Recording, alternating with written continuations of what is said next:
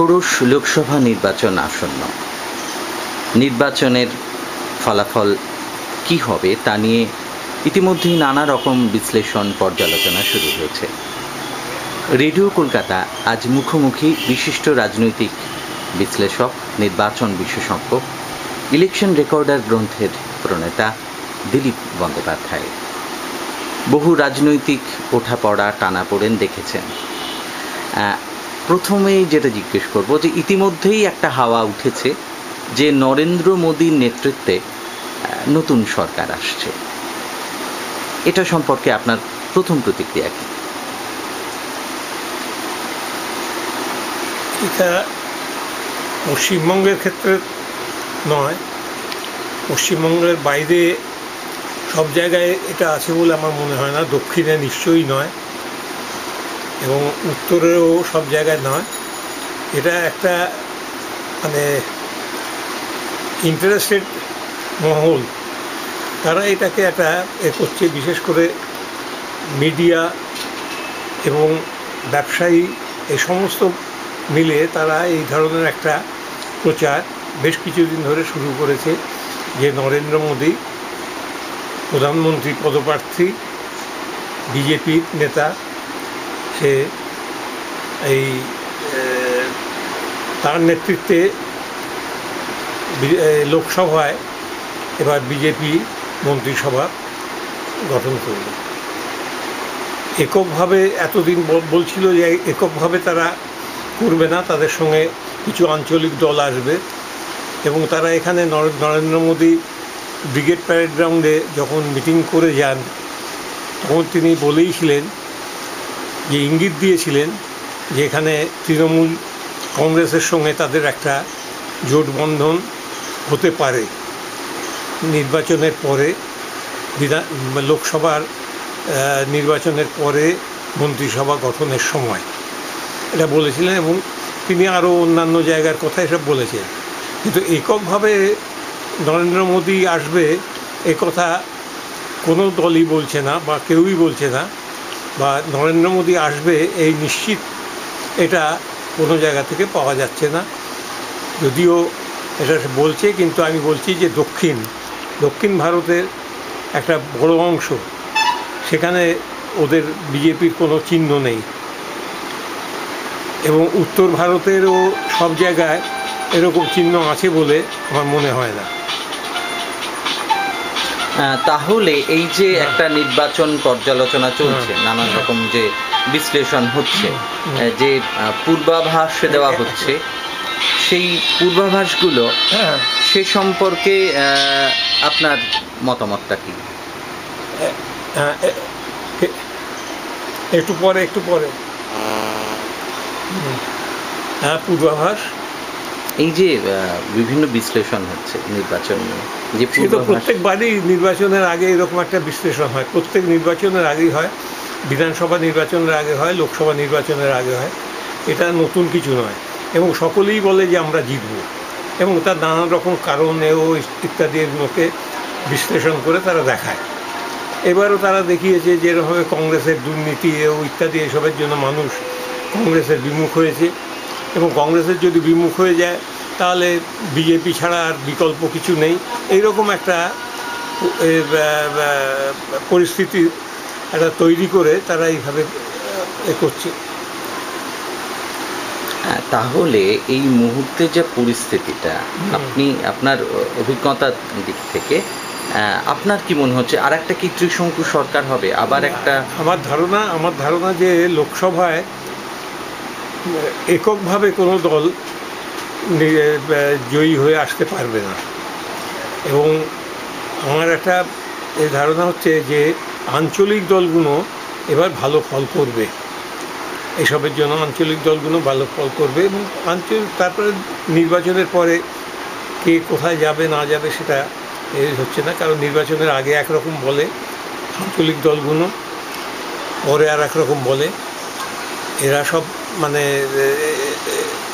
উত্তরপ্রদেশের যে মুলায়ম সিং যাদব, সে নির্বাচনের আগে একরকম বলছে, নির্বাচনের পরে একরকম বলছে, এখনই গতকালই সে একটা কথা বলেছে, এরকমই আছে।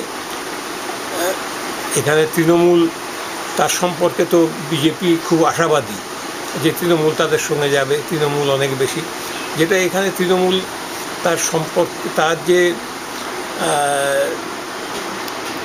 আসন সংখ্যা যেটা আছে সেইটাই বজায় রাখতে পারবে কিনা খুব সন্দেহ আছে। এখানে একটা প্রশ্ন করি যে এই যে ধরুন তৃণমূল বিজেপির যে একটা পরবর্তী সমঝোতার কথা বলছেন, সেখানে তো একটা বড় সমস্যা এটা হবে যে এই যে দার্জিলিংয়ে তৃণমূল বাইচুং ভুটিয়াকে প্রার্থী করেছে, অন্যদিকে বিজেপি এবং গোর্খা জনমুক্তি মোর্চা তাদের মধ্যে একটা জোট হলো এবং সেখানে আলুওয়ালিয়া প্রার্থী হলেন। তো আগেই তো তৃণমূলের সঙ্গে বিজেপির রাজ্য স্তরেই বলুন বা কেন্দ্রীয় স্তরেই বলুন, দুই দলই খুব খোলাখুলি বলছে যে তৃণমূলের সঙ্গে আমাদের কোনো সম্পর্ক নেই, আমরা আমাদের মতো লড়ছি। তৃণমূল বলছে আমরা একাই লড়াই করব, আমরা কারোর সঙ্গে কোনো জোটে নেই। এটা তো পশ্চিমবাংলায় এই কথা বলছে, পশ্চিমবাংলায় বিজেপি এই কথা বলছে, কিন্তু কেন্দ্রীয়ভাবে তো এই কথা বলছে না যে আমরা তৃণমূলের সঙ্গে যাব না। এখন কেন্দ্রীয়ভাবে যেটা এখানে মোদি, নরেন্দ্র মোদি এখানে যে 5ই মার্চ বোধহয় ওদের ব্রিগেড জনসভা হয়ে গেল, সেখানে তো পরিষ্কার সে বলেইছে যে তৃণমূলের সঙ্গে মমতা বন্দ্যোপাধ্যায়ের সঙ্গে তাদের একটা রফা হবে বা একটা জোটবন্ধন হবে, সে তো বলেইছে। অর্থাৎ এখানে বিজেপির রাহুল সিনহা কি বলল, এখানে মমতা ব্যানার্জি তার এই নির্বাচনী বৈতরণী পার হতে যেয়ে কি বলছেন, নির্বাচনের পর তো সে অন্যরকমও হয়ে যেতে পারে। হ্যাঁ, কিন্তু মাঝখানে যেমন ধরুন আন্না হাজেরাকে সামনে রেখে মমতা বন্দ্যোপাধ্যায় যে জাতীয় স্তরে তৃণমূলকে পৌঁছে দেওয়ার বা জাতীয় স্তরে তৃণমূলের এবার একটা মানে বাসনা হয়েছে, ইচ্ছে হয়েছে যে সে অল ইন্ডিয়া স্ট্যাটাসটা সে পাবে, এবং অল ইন্ডিয়া স্ট্যাটাস পাওয়ার জন্য সে 100-র মতন সিট পশ্চিমবাংলার বাইরে দিচ্ছে। গতকালই দেখেছেন যে এতে ওই ত্রিপুরায় যে নির্বাচনী সভা করে এসছে মমতা ব্যানার্জি, তার যে সবার জনসমাগম কত কম সেটা দেখে সে অন্য জায়গায় তো তার কোনো এই নেই। ওই দিল্লিতে বিশ্বজিৎ নিজে ঘুরে বেড়াচ্ছে কিছু লোকজন নিয়ে, কোনো সংগঠন নেই। নির্বাচন করতে হলে তো একটা সংগঠন দরকার হবে, প্রার্থী দাঁড় করিয়ে দিতে পারি অনেক জায়গায়, অনেক টাকা আছে, বিভিন্ন সোর্স থেকে টাকা তাদের এসছে এবং সেই টাকা তারা এই নির্বাচনে খরচা করতে পারে, কিন্তু হবে না। এবং ও একটা চেষ্টা করছে যে একটা অল ইন্ডিয়া স্ট্যাটাস নেওয়া যায় কিনা, সেইটাই ওর একটা আপ্রাণ চেষ্টা, এবং এখান থেকে সে বেশি সিট পেলে নরেন্দ্র মোদীর সঙ্গে তার বার্গেনিংটা ভালো হতে পারে, সেই চেষ্টাই সে করে যাচ্ছে। এক্ষুনি আপনি যেটা বলছিলেন যে আঞ্চলিক দলগুলো ভালো ফল করবে এবং তার ফলে একটা জোট সরকার হওয়ার সম্ভাবনা, তো সেই জোট সরকারটা কারা কারা করতে পারে বলে আপনার মনে হয়? সে তো মানে বামফ্রন্টের নেতৃত্বেও একই আহ্বান জানানো হয়েছে। একটা হতে পারে যে এরকমভাবে অকংগ্রেস অবিজেপি তাদের সংখ্যাটা যদি সেরকম হয় তাহলে সেরকম হবে। তাদের মধ্যে কারা কারা জোট করতে পারে? তার মধ্যে মুলায়ম সিংহ আসতে পারে, অন্যান্য অনেক, এখন বলা যাবে না। এখন যেসব এরা আছে, যে সমস্ত দলগুলো আছে, সেই সমস্ত দলগুলো তাদের আসন সংখ্যার ওপর তারা নির্ভর করবে যে তারা কোন দিকে যাবে না যাবে। আচ্ছা, এরকম একটা সম্ভাবনা কি উঁকি দিচ্ছে যে কংগ্রেসের সঙ্গে যদি এমন হয় যে সংখ্যাগরিষ্ঠতার ক্ষেত্রে কেউ নিরঙ্কুশ ক্ষমতায় আসতে পারলো না, আপনি যেটা বলছেন যে একটা জোট সরকার গড়ার সম্ভাবনা তৈরি হলো, সেক্ষেত্রে কংগ্রেসের সঙ্গে কি বামেদের কোনো একটা জোট হতে পারে? সেটা 2004 সালে একটা পরিস্থিতিতে হয়েছিল, পরিস্থিতির ওপর নির্ভর করছে। এবারে কি সেরকম কোনো পরিস্থিতি? এখনো পর্যন্ত সেরকম কোনো পরিস্থিতি নেই, এবং এখনো পর্যন্ত যা হচ্ছে যে কংগ্রেস একটা খুব ভালো ফল ওখানে করতে পারবে কিনা জানি না, তবে সেই জায়গাটা অকংগ্রেসি যারা আছে, অবিজেপি যারা আছে, তারা সেই জায়গাটা যদি রাজ্য হিসেবে ধরা হয় তাহলে কোন কোন রাজ্যে, মানে পশ্চিমবঙ্গের ক্ষেত্রে আপনি বলছেন সেক্ষেত্রে তৃণমূল একটা বড় শক্তি হয়ে দাঁড়াবে। তৃণমূল ওরা ভাবছে যে আমরা এখান থেকে বেশি আসন পেলে আমাদের বার্গেনিং ক্ষমতাটা থাকবে বেশি, বিশ্বাসন কি পাবে? আপনার কি মনে হয়? আমার ধারণা ওটা যেটা আছে 19টা আছে, 19টাই পাবে কিনা সন্দেহ আছে। যদি নির্বাচনটা হতে দেয়, নির্বাচনটা হতে দেবে কিনা জানি না, কারণ হাবড়ায় একটা ঘটনা ঘটলো, তার জেরটা হাওড়ায় যে পড়লো, অর্থাৎ একটা সংক্রামক ব্যাধির মতন একটা হয়েছে যে হাবড়ায় বিডিওকে মারো, হাওড়ায় বিডিওকে মারো, নির্বাচন কমিশনকে কাজ করতে দিও না, এই যে একটা হয়েছে। এগুলো কেন হয়? এগুলো হয় এই জন্যই যে আমার দুর্বলতা যখন থাকে, সেই দুর্বলতাটাকে আমি ঢাকতে যে এইসব করি, এইসব রাস্তা নিই। যেমন এই যে প্রার্থী করার ব্যাপারে 1 ডজন প্রার্থী দিয়েছে যাদের কোনো রাজনৈতিক কোনো মানে চরিত্রই নেই, যাদের কোনো ভবিষ্যৎ অতীতেও ছিল না, এখনও নেই, ভবিষ্যতেও থাকবে না, এবং তারা লোকসভা কি, বিধানসভা কি, তারা ভারতীয় সংবিধান কি বা এইসব রাষ্ট্রবিজ্ঞানকে কিচ্ছু জানে না। তাই সেই জন্যই তো তারা বলতো যে দেবকে নিয়ে মিটিং করছে, লোকজন হচ্ছে, দেব বলছে কি যে আমি উন্নয়ন করতে চাই, দিদি উন্নয়ন করতে চান, আমি উন্নয়ন করতে চাই, আপনারা দিদির উন্নয়নকে সাহায্য করুন। লোকসভার নির্বাচন একটা বিশেষ একটা জাতীয় পরিস্থিতি, জাতীয় সমস্যা নিয়ে আলোচনা হয়। সেখানে আমাদের অর্থনৈতিক, ভবিষ্যতের অর্থনীতি কী হবে, পররাষ্ট্রনীতি কী হবে, এবং আমাদের ওখানে এই যে বেকার সমস্যা, শিল্পনীতি, শিক্ষানীতি, কৃষি নীতি, এইসব কী হবে, এইসব কথাবার্তা না বলে, বহু সমস্যা আছে আমাদের, সেই সমস্যার কথা না বলে উন্নয়নের কথা বলছে। উন্নয়নটা কী? উন্নয়ন বলতে কিছুই বলতে পারছে না, আমরা উন্নয়ন করতে যাই। আর উন্নয়ন তো লোকসভার সদস্য উন্নয়ন কি করবে? উন্নয়ন যা করতে হয় সে তো মিউনিসিপ্যালিটি করবে, নাহলে পঞ্চায়েত এলাকা পঞ্চায়েত করবে, জল, আলো, রাস্তাঘাট ইত্যাদি এইসবগুলো করবে। স্কুল, কলেজ, হাসপাতাল, কলকারখানা এসবগুলো রাজ্য সরকার করবে। তো এই সমস্ত কথাগুলো এদের দিয়ে বলানো, এরা বলছে। অর্থাৎ আসল যে সমস্যা, মানুষের যে সমস্যা, সেই সমস্যার থেকে এদের মুখ ঘুরিয়ে নেওয়া হচ্ছে। আমাদের এখানে এখন সবচেয়ে বড় হচ্ছে যে দুর্নীতি। একবার একটা দুর্নীতি, বোফোর্স দুর্নীতি, এইটা নিয়ে সরকার পাল্টে গিয়েছিল। রাজীব গান্ধী 1984 সালে যে সংখ্যা নিয়ে লোকসভায় এসেছিলেন, 1989 সালের নির্বাচনে তার থেকে অনেক কম পেয়েছিলেন। কেন? বোফোর্স কেলেঙ্কারি নিয়ে একটা যে হয়েছিল, সেই থেকেই বিরোধীরা মানে প্রচার করেছিল এবং মানুষ সেটা বুঝেছিল। এখানে সারদা কেলেঙ্কারি, ওর থেকে বেশি টাকা এখানে ইনভলভ, সেইটা নিয়ে এখানে কোনো রকমভাবে কোনো উচ্চ বাচ্চা কিচ্ছু হচ্ছে না, তৃণমূল করছে না, তৃণমূল বরং আড়াল করছে, যাতে এই সারদা কেলেঙ্কারির কথা নির্বাচনে ইস্যু না হয়, সারদা কেলেঙ্কারির কথা নিয়ে যাতে কোনো রকম মাঠে ময়দানে এই জনসভায় কোনো রকম আলোচনা না হয়। বামফ্রন্ট কি সেই ব্যাপারটায় খুব উদ্যোগী হয়েছে? বামফ্রন্ট তো তার করছে, সেটা তো এটাকে ইস্যু করেছে, দুর্নীতিটা একটা প্রধান ইস্যু। কংগ্রেস কেন্দ্রে দুর্নীতি করেছে, এরা এখানে দুর্নীতি করছে। তো রাজ্যে এই মুহূর্তে আর কি বামফ্রন্টের সম্ভাবনা কতটা? বামফ্রন্টের সম্ভাবনা, ভালো সম্ভাবনা আছে। কারণ একটা জিনিস বুঝতে হবে যে এই যে যাদের রূপলী পর্দার যে নায়ক নায়িকা যাদের প্রার্থী করেছে, কোথায় প্রার্থী করেছে? যেসব জায়গায় তাদের জেতার সম্ভাবনা কম আছে, জেতার সম্ভাবনা নেই, নিশ্চিত নয় জিতবো কিনা, এইসব জায়গায় এদের প্রার্থী করেছে। ঘাটালে আমাদের ট্র্যাডিশনাল 1952 সাল থেকে ঘাটালে বামপন্থীরা, কমিউনিস্ট পার্টির ওখানে তখন 1952 সালে 5 জন কমিউনিস্ট এমপি লোকসভায় গেছে, তার মধ্যে ঘাটাল থেকে নিকুঞ্জ মাইতি গেছে, ওখানে প্রফেসর ছিল।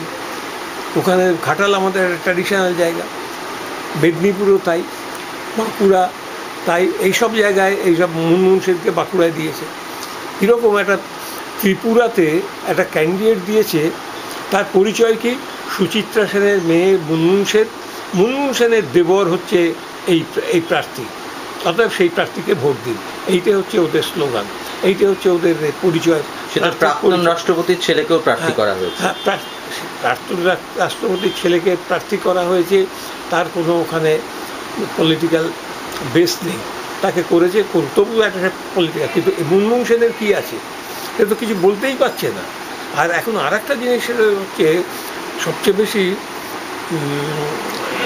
একটা ভয়ের ব্যাপার, সেটা হচ্ছে এবার দেখছি একমাত্র বামপন্থীরা ছাড়া আর সমস্ত প্রার্থী নিকটবর্তী কালীবাড়ি, দুর্গাবাড়ি, মসজিদ, গুরুদ্বারা এসব জায়গায় যাচ্ছে, এবং সেটা ফলাও করে খবরের কাগজে বেরোচ্ছে যে ওখানে যে পুজো দিয়ে এলো, ওখানে যে মসজিদে যে চাদর চড়িয়ে এলো, এই সবগুলো করছে।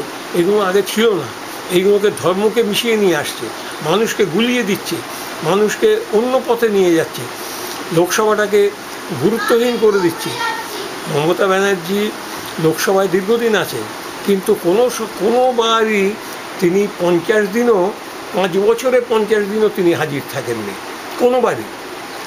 এবং এবার বিধানসভা তো এখানে একেবারে মানে প্রহসনে পরিণত করেছেন।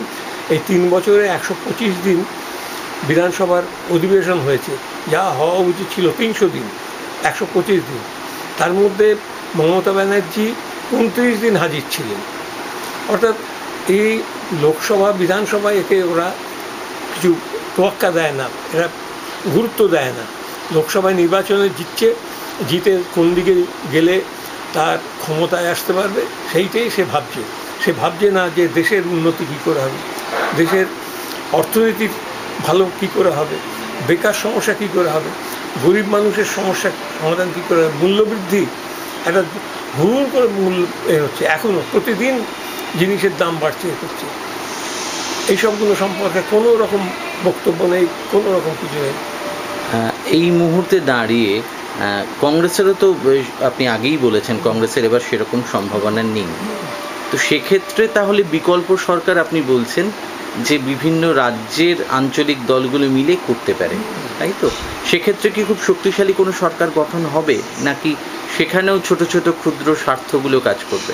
হচ্ছে যে এখন তো আমাদের এখানে এটা হচ্ছে 1952 থেকে 1967 পর্যন্ত একটা অবস্থা ছিল, কংগ্রেস একচ্ছত্রভাবে জিতে এসছে। 1967 পর 1969 সালে কংগ্রেস ভেঙে গেল রাষ্ট্রপতি নির্বাচনকে কেন্দ্র করে। দুটো কংগ্রেস হলো, আদি কংগ্রেস আর নবকংগ্রেস সেই কংগ্রেস হিসেবে প্রতিষ্ঠিত হয়ে গেল। পরবর্তীকালে কংগ্রেস আবারও ভেঙেছে, এবং কংগ্রেসের যে অবস্থাটা ছিল 1952 সাল থেকে 1971 সালেও যে নির্বাচন হলো, লোকসভা নির্বাচন, ইন্দিরা গান্ধী সেখানে 2/3 আসন পেয়ে জিতে এলেন। তার কতগুলো কারণ ছিল, কতগুলো রাজন্য ভাতা বিলোপ, তারপরে ব্যাংক জাতীয়করণ, তারপরে বাংলাদেশের তখন মুক্তিযুদ্ধ চলছিল, সেই মুক্তিযুদ্ধে ইন্দিরা গান্ধীর সহায়তা, সব নিয়ে একটা ইন্দিরা গান্ধী 1971 সালে বড় সংখ্যক পেয়েছিলেন, আসন সংখ্যা পেয়েছিলেন। কিন্তু তারপরে 1977 সালে হেরে গেলেন, ভীষণভাবে হেরে গেলেন। আবার 1980 সালে জিতে এলেন। 1984 সালে উনি মারা গেলেন। ওর মৃতদেহের ওপর যে নির্বাচনটা হলো, সেই নির্বাচনে রাজীব গান্ধী অনেক আসনে জিতে এলেন। কিন্তু 1989 সালে আবার কংগ্রেস হেরে গেল, এবং তারপরে কংগ্রেস একবারই মাত্র নরসিংহ রাও 1991 সালে জিতেছিলেন এবং 5 বছর প্রধানমন্ত্রিত্ব করেছিলেন। তারপরে বিজেপি এলো, ওই ভাঙা 6 বছর মতন তারা দেশ শাসন করলো। তারপরে আবার ওই 2004 সালে কংগ্রেস এককভাবে আসতে পারেনি, বামপন্থীদের সাহায্যে কংগ্রেস এলো এবং কংগ্রেস তারপরে 2 টার্ম করেছে। কিন্তু কংগ্রেসের অবস্থা এখন আবার সেই এতে, অতএব কংগ্রেসকে আর এখন এককভাবে কোনোদিন কংগ্রেস জিততে পারবে বলে মনে হয় না। আপনার ধারণায় পরবর্তী প্রধানমন্ত্রী তাহলে কে হতে পারেন? প্রধানমন্ত্রী এখন কে হতে পারে বলতে, যদি কংগ্রেসের বাইরে, বিজেপির বাইরে হয়, তাহলে সে দেখতে হবে। আগে কি বোঝা গিয়েছিল যে দেবেগৌড়া প্রধানমন্ত্রী হবে? কেউ বোঝেনি, পরিস্থিতি দেবেগৌড়াকে প্রধানমন্ত্রী করেছিল। অনেকে জয়ললিতার সম্ভাবনার কথা বলছে। এটা হচ্ছে যেহেতু অঙ্কের এতে বলছে যে ওখান থেকে জয়ললিতা বেশি আসন নিয়ে আসবে, সেই জন্য সেই খোয়াবেই, সেই স্বপ্নেই মমতা ব্যানার্জিও ভাবছে যে আমি এখানে 42টার মধ্যে যদি 42টা আসন পাই তাহলে আমিও প্রধানমন্ত্রী হয়ে যেতে পারি। উনি ভাবছেন না যে 272টা না পেলে প্রধানমন্ত্রী হওয়া যায় না, উনি ভাবছেন যে 42টা আমার যদি থাকে আর সব দলগুলো আমাকে সাহায্য করবে। এটা মানে বলবো কি, মানে অনভিজ্ঞ বললে তো খুব কম বলা হয়, রাজনীতিতে কোনো রকম জ্ঞান ধারণা না থাকলে এইসবগুলো কথা। কিন্তু মায়াবতীও দাবি করছেন, শহীদ মিনারে কদিন ওই তো বললাম, মায়াবতী দাবি করছে, ও করছে, মুলায়ম দাবি করছে, এখন সকলে অনেকেই দাবি করবে, কিন্তু এটা নির্বাচনের পরে ছাড়া এটা বাস্তবে কীভাবে বলা যাচ্ছে না। তার মানে একটাই ভবিষ্যৎ রেখা দেখা যাচ্ছে, সেটা হচ্ছে যে আঞ্চলিক দলগুলোকে নিয়ে একটা জোটবন্ধন হবে।